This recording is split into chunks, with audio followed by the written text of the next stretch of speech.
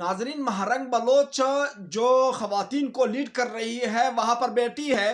रात को नामालूम अपराध ने पुलिस के सामने वहां पर उन खवातीन पर हमला कर दिया और वहां पर उनका जो खेम था वो उखाड़ के ले गए और उनके बिस्तर थे वो भी साथ ले गए। और उनका जो स्पीकर था जो वहां पर वो तकरीरें करते थे, जो कि डॉक्टर महरंग बलोच वहां पर तकरीर करती थी उन खवातीन को, वो स्पीकर भी वो नामालूम अपराध लेके गए।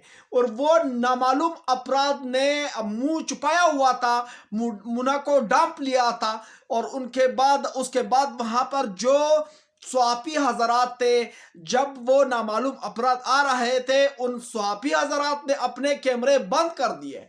और उसके बाद वहां पर सिर्फ और सिर्फ जो बलोच खवातीन है जो कि मिसिंग पर्सन्स के इशू पर आए हैं वहां पर प्रेस क्लब के सामने, उनके जो मोबाइल्स थे, जो बच्चों के मोबाइल्स थे, उनके कैमरों में ये सब रिकॉर्ड हो चुका है। बाकी जो स्वापी हजरात थे जिनके कैमरे ऑन थे उस वक्त, वो कैमरे जो है बंद हो गई। और उसके बाद वो नामालूम अपराध ने वहां पर हमला कर दिया और वो जो कैंप था वो कैंप उखाड़ के उनके बिस्तर लेके गए, उनके जो खाने पकाने की चीजें थे वो भी साथ लेके गए और उसके बाद वो स्पीकर भी साथ लेके गए। और वहां पर डॉक्टर महरंग बलोच को धमकियां भी दी और उन खवातीन को भी धमकियां दी कि हम आपको नहीं छोड़ेंगे।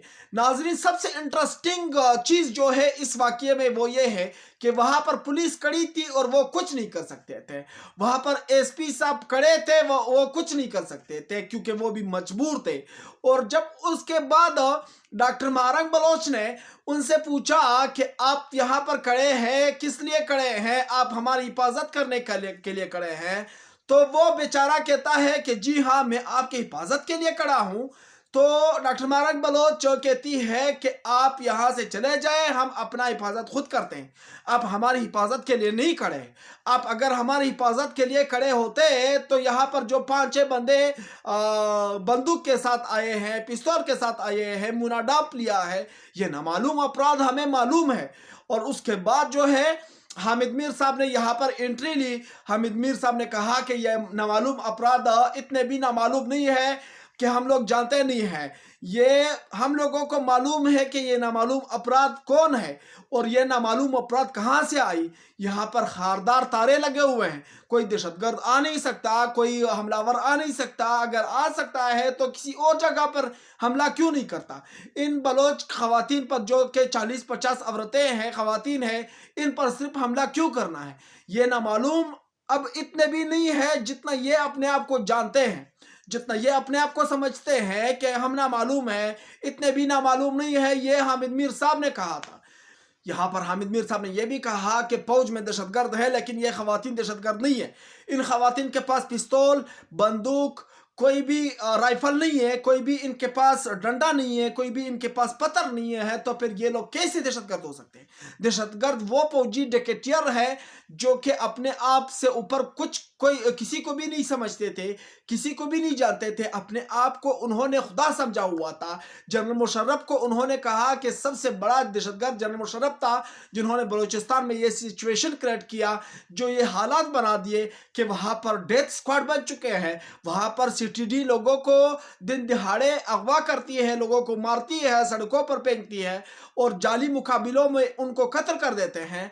और यहाँ पर हामिद मीर साहब ने यह भी कहा, देखो ये मेरे अल्फाज नहीं है, ये हामिद मीर साहब ने वहां पर कहे हैं, ये हामिद मीर साहब ने बोले हैं। फेसबुक पर, ट्विटर पर, इंस्टाग्राम पर, हर जगह पर जो है ये वीडियोस चल रही है, मैंने भी देखे हैं। तो हामिद मीर साहब ने यह कहा कि अभी जो इस सिचुएशन का क्रिएटर है वहां पर वो खुद आके यहाँ पर अपना मसला हल करे।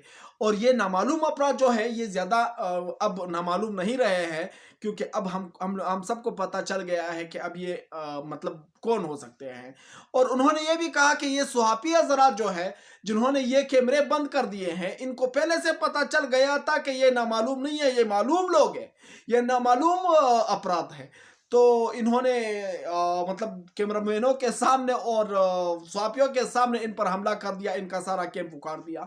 यकीन मानो डॉक्टर महरंग बलोच और बलोच खवातीन जो कि बूढ़ी औरतें हैं, छोटे बच्चे हैं, मासूम हैं, ان سب کے نیند انہوں نے خراب کر دی اور وہ سارا کیمپ ان کا اکاڑ کے لے کے گئے اور وہاں پر وہ بیچاری عورتیں صبح تک ایسے ہی لیٹی ہوئی تھی زمین پہ. بدقسمتی سے ہمارے حکمران اس وقت سو رہے ہیں. اور ناظرین خبریں بہت ہیں، انشاءاللہ اگلے ویلوگ میں آپ سب کو بتاؤں گا کہ آگے اس کیمپ کے ساتھ کیا ہوا تھا. اور اس کیمپ میں جو ہے اس کیمپ کے بارے میں ایک ٹویٹ بھی آیا ہے سرفراز بگٹی کی جانب سے، جو کہ بلوچ ہے خود بھی اور وزیر داخلہ رہ چکا ہے پاکستان کا، اور اب پیپلز پارٹی میں پہنچ چکا ہے بیچارہ. انہوں نے جو ہے یہ کہا کہ ڈاکٹر مہرنگ بلوچ کا باپ بھی دہشت گرد تھا، بھائی بھی دہشت گرد تھا، سب اس کے دہشت گرد ہے. اور یہ دہشت گرد جو ہے جو PLA تنظیم ہے ان کی مذمت کیوں نہیں کرتے ہیں.